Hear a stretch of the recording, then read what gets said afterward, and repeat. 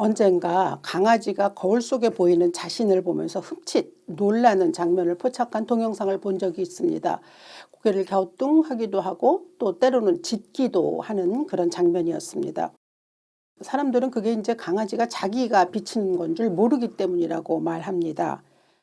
근데 사람도 별로 다르지 않다는 것을 느낍니다. 우리도 매일 거울을 들여다봅니다. 대부분은 단순한 어떤 옷매무새를 좀 보기 위해서죠.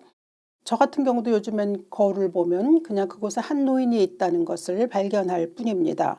나이 든 내 모습을 보면서 실망하지 않으려고 하는 것은 주의 말씀에 겉사람은 낡아지나 속사람은 날로 새로워진다 라고 하는 말씀을 떠올리기 때문이기도 합니다. 우리는 이렇게 거울을 보면서 자기 자신을 들여다보기도 하고 또 내가 이렇게 삶을 살아왔구나라는 것을 느끼기도 하죠. 그런데 이제 영적인 거울이 있죠. 그것이 바로 성경입니다. 성경에 나타난 수많은 인물들은 사실 우리와 특별히 나와 그렇게 다르지 않습니다. 저들의 삶에서 느끼는 기쁨, 애환 그리고 좌절 같은 것들이 우리의 삶에 그대로 투사되죠. 성경에는 이제 주변적인 인물도 있지만 그냥 스쳐 지나가는 사람들도 있습니다. 근데 그 사람들까지 자세히 들여다보고 있으면 그곳에 내가 있다라고 하는 것을 느낄 수밖에 없죠. 근데 그 가운데 오늘 본문은 특별히 더 나 자신에 대해서 들여다볼 수 있고 그리고 또 더 중요한 것은 하나님 아버지가 어떤 분이신지를 그대로 보여주는 거울이기도 합니다. 오늘 보면 누가복음 15장은 정말 모든 사람들이 다 알고 있는 이야기이죠. 앞부분에는 잃어버린 양, 또 잃어버린 드라크마, 그리고 오늘 본문에는 돌아온 탕자라고 불리우는 아들 둘을 가진 아버지의 이야기가 들어 있습니다. 근데 이제 이 세 가지 이 15장에 나온 모든 비유는 다 모티브가 있죠. 잃어버린 바 되었다가 되찾음을 받았다라고 하는 그 이야기죠. 이 비유를 주신 대상이 누구냐라고 하는 것이 이야기를 이해하는 데 굉장히 도움이 됩니다. 1절부터 3절까지를 보면 모든 세리와 죄인들이 말씀을 들으러 가까이 나오니 바리새인과 서기관들이 수군거려 이르되 이 사람이 죄인을 영접하고 음식을 같이 먹는다 하더라. 예수께서 그들에게 이 비유로 이르시되, 다시 말하면 이 비유를 주신 대상은 바리새인과 서기관들이었습니다. 그러니까 이것을 풀어서 설명하자면 신앙에 대해서는 일가견이 있다라고 믿고 있죠. 그리고 자신들은 하나님의 축복을 받은 사람이라고 여겼고 지금 예수께서 함께하고 있는 죄인들이라고 그들이 부르는 세리들 그리고 또 뭐 창녀들도 포함되어 있었죠. 그들은 하나님의 저주를 받은 자리라고 그렇게 여겼습니다. 그러나 사실 예수께서 말씀하시는 비유 속에 들어있는 참뜻은 아니 너희들이 잃어버린 바 된 사람들임에도 불구하고 여전히 깨닫고 있지는 못하구나라고 하는 책망이 들어있다고 볼 수 있습니다.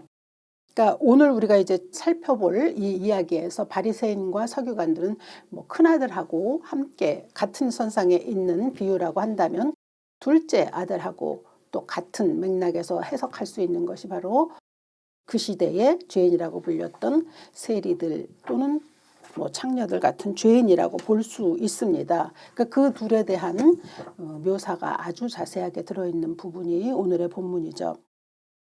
아버지 그리고 두 아들을 통해서 우리는 아버지가 어떤 존재인지 하나님이 어떤 분이신지를 굉장히 자세히 들여다볼 수가 있습니다. 우리 인간은 누구나 다 잃어버린 바 된 존재지만 그것을 아는 자가 있고 또 모르는 자가 있습니다. 아는 자는 깨닫고 돌아서는 것이고 모르는 자는 그냥 착각 속에서 사는 거죠. 그리고 하나님을 믿는다 할지라도 자기가 만들어낸 하나님을 믿고 살아가는 것일 뿐입니다. 이 이야기의 구성은 처음에는 둘째 아들과 아버지, 후에는 큰아들과 아버지의 이야기로 이렇게 전개됩니다. 첫 번째는 둘째 아들입니다. 꽤 재산이 많은 아버지에게 어느 날 둘째 아들이 자기 몫의 유산을 달라고 요구했습니다. 뭐 어차피 나에게 주어줄 돈이라면 지금 주시는 게 좋겠다는 생각은 또 아주 좋게 생각하면 스스로 자기의 삶을 개척하겠다라고 하는 의미에서 볼 수도 있겠으나 그러나 이제 그 당시 전통에서는 결코 있을 수 없는 일이었다라는 것을 우리가 생각하는 게 굉장히 이 사건을 이해하는 데 아주 큰 도움이 됩니다. 요즘은 뭐 나이 드신 부모들이 자식들에게 함부로 유산을 나누어 주지 않는 경향이 굉장히 많아졌습니다만 그래도 여전히 자식 이기는 부모는 없다고 하죠. 근데 이 시대에 그 잠언집이 있습니다. 거기에는 목숨이 붙어있는 한 아무에게도 너의 자리를 양보하지 말라. 내가 자식들에게 의지하는 것보다 자식들이 너에게 의지하는 것이 낫다. 라고 하는 문구가 있을 정도로 만약 누군가 자식들에게 유산을 준다든가 하는 일을 행하는 아버지는 천하의 무능한 아버지라고 하는 낙인이 찍히는 그런 시대였습니다. 그러니까 살아있는데 아직 아버지가 살아있는데 그 아버지에게 재산을 요구한다라고 하는 것은 아버지의 죽음을 요구하는 것과 다르지 않기 때문입니다. 근데 그럼에도 불구하고 재산을 넘겨주었다라고 하는 것은 두 가지죠. 아버지는 아주 멍청한 아버지라는 꼬리표가 붙을 뿐이고 자식은 부도덕하고 그리고 못된 아들이라는 딱지를 매길 뿐입니다. 이게 얼마나 바보 같은 일인가라고 하는 것을 나타내주는 그 시대에 한마디 이야기가 있는데 그것은 아무리 내가 기도했는데 응답이 없다? 그러면 그것은 살아생전에 자식에게 재산을 물려준 사람이기 때문에 그렇다라고 하는 말이 있을 정도입니다. 그러니까 이 이야기가 얼마나 얼토당토한 이야기인가라고 하는 것을 이제 우리는 알 수 있습니다. 그러니까 결국 이 아들은 아버지가 그저 죽기를 바라는 요청을 했다는 거죠. 그랬는데 아버지는 그 이야기를 받아들였습니다. 13절로부터 14절까지 보니 그 후 며칠이 안 되어 둘째 아들이 재물을 다 모아가지고 먼 나라에 가 거기서 허랑방탕하여 그 재산을 낭비하더니 다 없앤 후 그 나라에 크게 흉년이 들어 그가 비로소 궁핍한지라. 여기 나오는 허랑방탕이라고 하는 헬라어 아소토스로라고 하는 단어는 성적인 방종이라고 하는 의미를 내포한다고 합니다. 살다 보면요 쉽게 얻은 물질은 참 쉽게 사라집니다. 스스로 노력해서 얻어낸 재산하고는 굉장히 비교가 되죠. 그래서 쉽게 얻었기 때문에 그 가치를 상실하는 데는 별로 시간이 걸리지 않거든요. 근데 그 이유는 그 물질이 대부분 무용한데 쓰이기 때문이죠. 별 좋은 일에 사용되지 못합니다. 이 아들이 그 모든 재산을 다 탕진했거든요. 그러고 났는데 엎친 데 덮친 격으로 그 나라에 흉년이 들었습니다. 아무것도 가지고 있지 않은 이방 땅에서 흉년까지 들었으니 무엇을 할 수 있겠습니까? 어쩔 수 없이 이방인 밑에서 종살이를 한 거죠. 이방인이었기 때문에 돼지를 치는 일들을 많이 하고 있었습니다. 돼지는 유대인들에게는 금지된 동물이죠. 그래 보면은 유대인들을 순교시킬 적에 죽일 적에 보면 그들에게 꼭 돼지고기를 먹으라는 강요를 했다고 합니다. 자신들의 율법에 금지된 상하기 때문에 그걸 어겨서 죽는 사람들도 많이 있었다는 이야기죠. 근데 이 아들은 살기 위해서 말하자면 율법을 어기는 죄까지 범하게 된 지경에 이르게 된 거죠. 그리고 결국은 돼지가 먹는 것을 나누어 먹을 정도로 그렇게 비참한 처지에 빠졌습니다. 여기 말씀해 보면 그가 비로소라고 하는 단어가 등장하거든요. 사람 그렇습니다.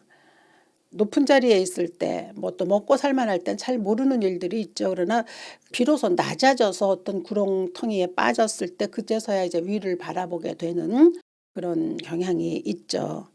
떠나봐야 빈자리가 보이고 없어져 봐야 귀한 것을 알게 됩니다.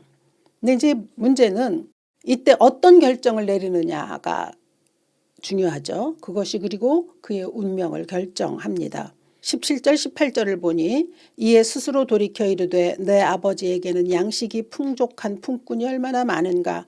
나는 여기서 줄여 죽는구나. 내가 일어나 아버지께 가서 이르기를 아버지 내가 하늘과 아버지께 죄를 지었사오니. 자기 자신이 어떤 존재인지를 깨달은 거죠.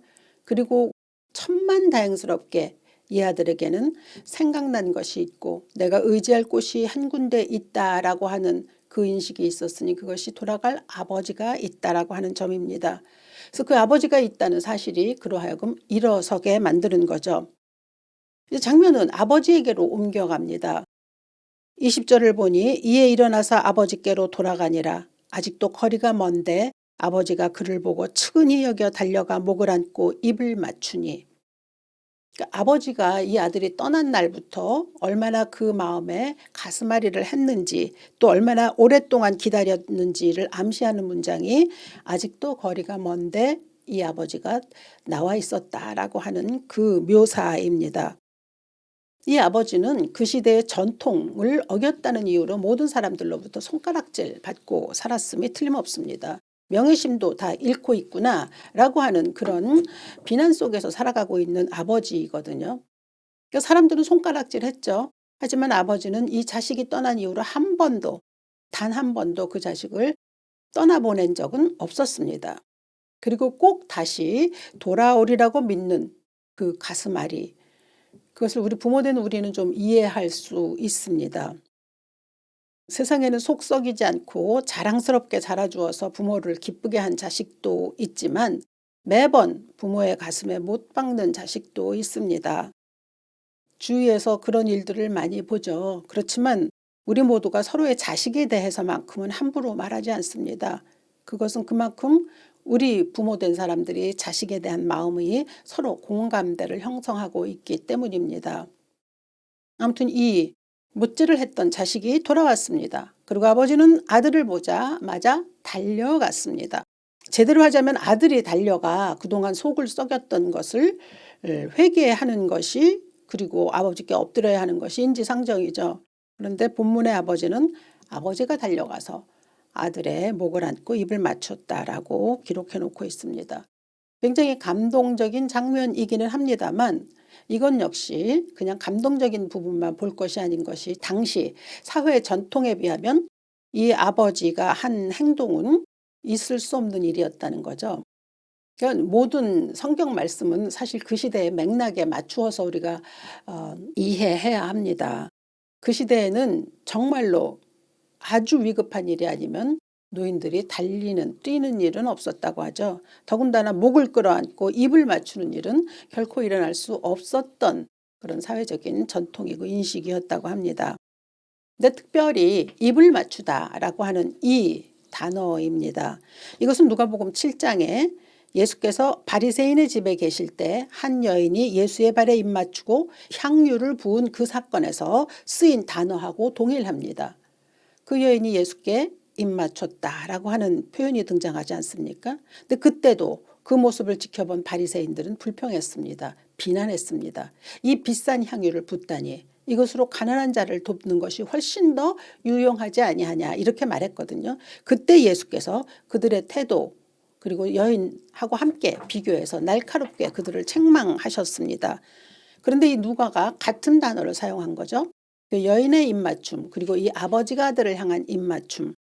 그러니까 이 아버지의 이 행동이라는 것이 그 시대적으로 보면 의례적인 일이 결코 아니기도 하고 또 비판받을 일이기도 하지만, 그러나 예수께서 판단하시는, 예수께서 보시는 관점에서는 그렇지 않다라고 하는 것을 이제 그 바리새인들에게 알려주시는 거죠.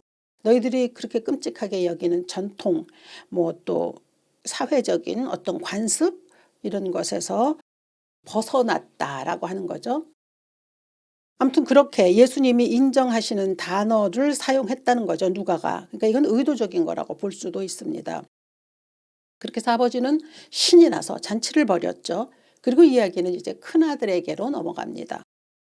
동생과 비교하자면 그는 굉장히 반듯하고 깨끗한 자였습니다. 아버지의 일을 잘 감당하고 소처럼 우직한 아들이기도 하죠.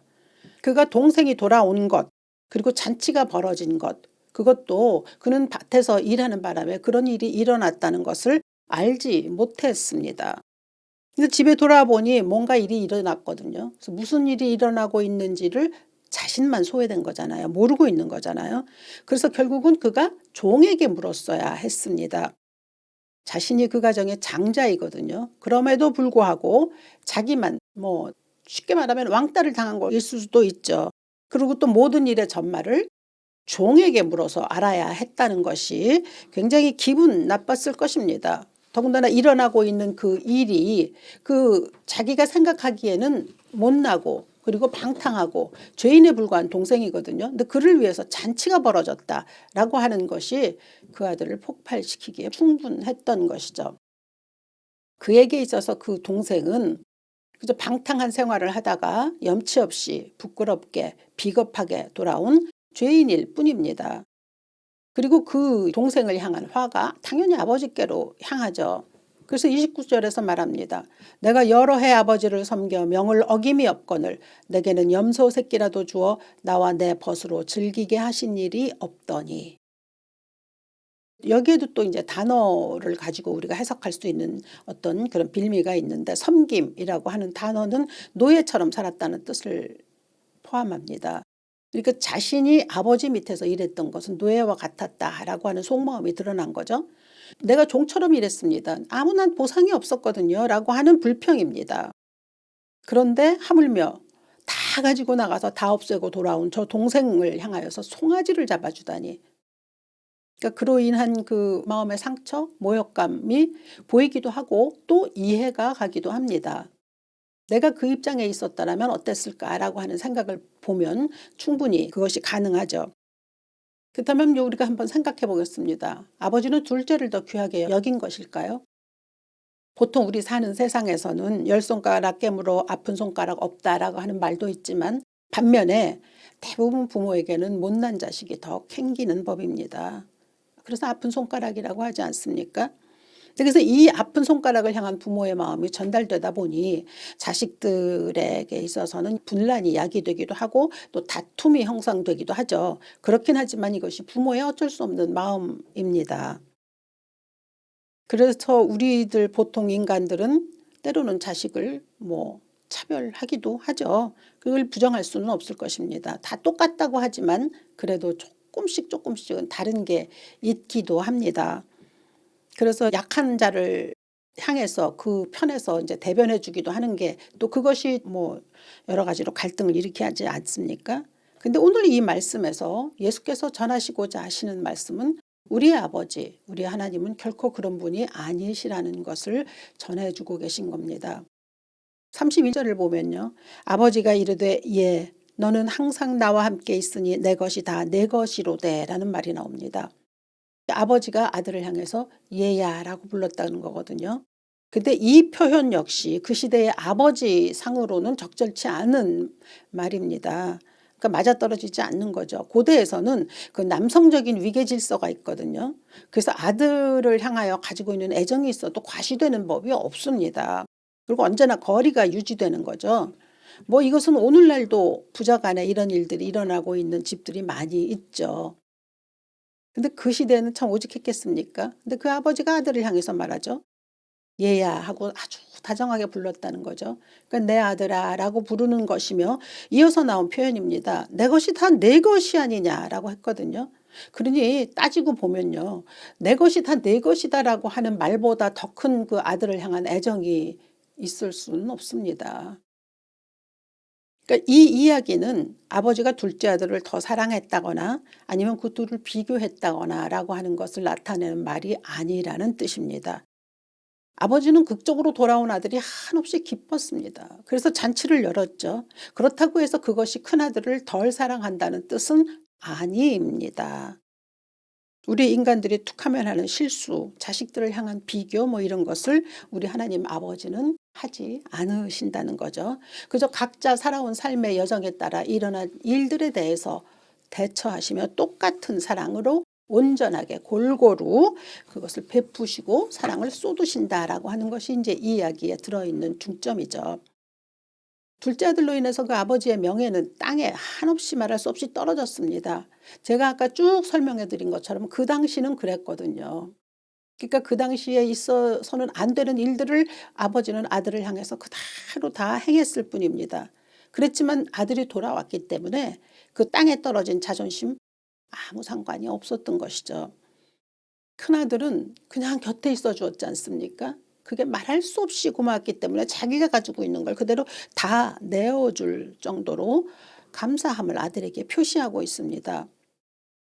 그러니까 하나님은 그토록 수많은 사람들을 각기 나름의 그 것들로 그들과 함께 살아가기를 원하시고 그들을 사랑하는 방식도 여전하다, 동일하시다라고 하는 뜻이죠. 그래서 이 이야기, 두 아들의 이야기를 가지고 많은 사람이 글을 쓰기도 하고 또 그림을 그리기도 했죠. 루터교의 신학자이자 교수였던 헬무트 틸리케는 이 비유를 바탕으로 한 책의 제목을 기다리는 아버지라고 했습니다. 또한 카톨릭 사제이자 지필가요 하버드의 교수였던 헨리 나우에는 자서전적인 고백을 담아서 탕자의 귀향이라고 하는 책을 출간했습니다. 그런데 이 헨리 나우엔이 이 책을 내게 된 동기가 렘브란트의 그림 원본이 아니고 포스터를 본 것이라고 하죠. 그래서 이제 그는 그 포스터를 보고 너무 감동을 받아서 이 글을 썼을 뿐만 아니라 그로 하여금 러시아까지 날아가서 생페테르부르크라고 하는 그곳에 있는 그 박물관에 이 그림이 걸려 있기 때문에 그곳에 가서 그 그림을 보았다라고 하는 일화도 남겨 있습니다. 근데 그 모든 사람들이 전부 다 하나님의 아버지 되심이 어떤 것인지를 충분히 깨달았다라고 하는 거죠. 그러니까 우리들도 보통 알고 있는 하나님 창조주이시죠. 위대한 신이시죠. 그리고 우리가 얼핏 생각하기에는 우리의 죄를 저울에 달아서 죄 지은 만큼 처벌하시는 분으로, 엄격한 분으로, 무서운 분으로 생각하기도 하죠. 그러나 당신의 자녀들을 향해서는 한없이 낮아지기도 하시고 그리고 또 당신의 슬픈 감정을 억누르시기도 하는 그런 아버지라고 볼 수 있는 거죠. 무조건적인 사랑으로 다가오시는 분. 우리가 필요로 하는 그 지점에는 언제나 그대로 서 계시는 분. 그분이 바로 하나님 아버지라고 하는 점을 이들이 깨달아서 책도 썼고 그림도 그렸다는 거죠. 이제는 어쩌면 우리 차례일 겁니다. 이야기로 돌아가 봅니다. 두 형제는 화해를 하고 살았을까요? 모르겠습니다. 그 아버지가 베푼 사랑들을 각자 이해하고 또 그렇게 살았는지는 그저 그냥 열린 결말로 놔둘 뿐이죠. 단지 우리가 발견할 수 있는 것은 우리 역시 집을 나가서 방탕한 생활하고 돌아왔던 둘째 아들일 수도 있겠다라고 하는 점입니다. 사실 우리 모두는 집을 나가 속을 썩이는 둘째와 같지 않습니까? 이사야의 말대로 인간은 모두 각기 제 길로 가려는 양 같은 존재들입니다. 그런데 오늘 본문은 그 앞에서 얘기해 주신 100마리의 양 중에 한 마리를 잃어버렸을 때에 99마리를 두고 나가서 끝내 찾으시는 그 아버지의 사랑으로 우리는 정말 하나님께 발견된 잃어버린 바 되었으나 찾아냄을 당한 그러한 존재들입니다. 그러나 동시에 집에 머무르고 있었지만 아버지의 마음과는 또 일치하지 못했던 큰 아들이기도 합니다. 우리도 하나님의 교회, 공동체 떠난 적은 없죠. 공간적으로는 함께 있습니다. 그러나 이 아들이 아버지를 섬기는 것이 노동처럼 생각되었던 것처럼 어쩌면 우리가 믿는 이 믿음 속에 하나님과의 관계가 복종으로 또는 맹종으로 또는 잘못 왜곡된 순종으로 드러나고 있는 것은 아닌지 생각해 봐야죠. 그러니까 봉사도 때로 노동처럼 여겨질 때가 있지 않습니까? 그리고 교회 안에서도 또 끊임없이 비교가 일어나죠. 누군가가 좀 더 대접을 받는 것처럼 여겨지게 되면 그것으로 인해서 마음이 상하기도 하고 또 비교하는 마음이 쉽게 사라지지도 않고 이런 일들이 우리들에게도 여전히 있습니다. 그래서 이야기로 돌아가 보면 이 둘째 아들과 큰아들의 이야기 그리고 아버지의 이야기는 우리 하나님 아버지를 드러내는 동시에 우리가 여전히 큰아들일 수도 있고 작은아들일 수도 있다라는 것을 보여줍니다. 그리고 예수께서 이 비유를 주셨던 당사자들 바리새인과 서기관은 큰아들이었다라고 하는 거죠. 큰아들이 말하잖아요. 나는 한 번도 아버지의 명을 어긴 적이 없습니다. 그 말은 이 바리새인과 서기관들이 한 말이지 않습니까? 나는 한 번도 하나님의 율법을 어긴 적이 없습니다. 라고 하는 거죠. 같은 선상이지 않습니까? 자기 의가 발휘되는 순간입니다. 그래서 방탕하게 살았던 그 동생을 향한 그 큰아들의 비난 그리고 또 예수님의 식탁에 앉아서 뭔가 특별한 대접을 받고 있는 것이라고 여겨졌던 그 죄인들을 향해서 쏟아낸 바리새인들의 비난과 같은 것이죠. 큰아들은 나가본 적이 없잖아요.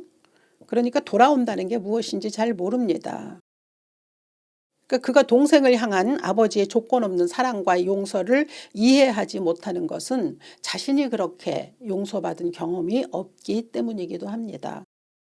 그러니까 바리새인들은 자신을 죄인이라고 생각하지 않기 때문에, 즉 다시 말하면 용서받은 경험이 없기 때문에 자연히 그 자기들이 죄인들이라고 생각하는 사람들을 향한 긍휼의 마음이 없을 수밖에 없는 것이죠. 반면에 둘째는 나갔다 돌아왔잖아요. 그렇기 때문에 자기의 무거운 짐이 씻겨지는 그 경험을 했습니다. 그래서 용서받는 것이 무엇인지를 알게 된 거죠. 그리고 돌아와 보니까 여전히 나를 버리지 않고 또 나를 한순간도 잊어버리지 않은 아버지가 그곳에 있다는 것을 깨달은 거죠. 그것처럼 세리와 창녀들은 자신들의 죄인됨을 알았고 돌아와서 예수의 무릎에 꿇으니 예수께서 그를 반겨주시는 것을 그대로 감사로 받아들일 수가 있었던 것이죠. 예수께서 말씀하시는 사랑 그리고 용서, 이것은 이해의 영역이 아니라 경험의 영역입니다. 죄가 많은 곳에 은혜가 많다라고 하는 것은 경험해 본 사람들이 고백할 수 있는 참 놀라운 말씀이기도 하죠. 성경은 거울입니다. 하나님 아버지가 어떤 분이신지를 보여주는 거울입니다. 그 하나님 아버지는 자녀들과의 모든 삶 속에서 자신이 어떤 분이심을 그대로 드러냅니다. 근데 사람들이 잘 모르죠. 그런가 하면 무엇보다 사람이, 인간이 어떤 존재인지를 그대로 보여줍니다. 믿음의 조상이라고 말하는 아브라함에게도 내 모습이 들어 있습니다. 또 하나님이 그렇게도 마음에 합당하게 여기셨던 다윗의 모습에 또 내가 들어 있습니다. 사울에게도 내 모습이 들어있죠. 아비가일에게도, 밧세바에게도 내 모습은 여전히 그대로 들어 있습니다. 우리가 믿는 하나님, 우리가 행여 잘못된 길을 가면 마음 아파하시죠. 언제나 둘째 아들을 맞으러 나와서 기다리시며 그 지점에 여전히 서 계시는 그 하나님이십니다. 때때로 불평하기도 하고 또 좁은 문으로 가는 것에 대해서 툴툴거리기도 하고 그러긴 하지만 하나님 말씀하십니다. 내 것이다, 내 것이다 라고, 내 아들아 라고 다정하게 우리를 부르십니다. 그 하나님과 동행하는 삶이 믿음의 삶입니다. 그리고 믿음의 길입니다. 우리를 보여주시는 말씀 속에서 우리 자신이 어떤 존재인지 깨닫고 그리고 끊임없이 돌아설 수 있는 우리 모두가 될 수 있기를 이 아침 주 예수의 이름으로 간절히 축원합니다. 살아계신 아버지, 언제나 하나님은 우리 곁에 계시고 우리가 행여 잘못된 길을 가면 돌아오기를 바라시며 기다리시는 그러한 하나님이신 것을 분명히 믿습니다. 오늘도 말씀을 통해서 우리에게 그러한 하나님 아버지의 모습을 보여주셨으니 우리의 삶을 돌아보게 하시고 내 안에 큰아들과 둘째 아들이 속성이 그대로 존재하는 것을 깨달을 수 있게 하시사 하나님, 발견할 수 있는 자가 할 수 있는 최대의 은혜를 누릴 수 있는 우리 모두 될 수 있도록 함께하여 주시옵소서. 놀라우신 은혜로 충만하게 해주시기를 귀하신 주 예수 이름으로 기도합니다. 아멘.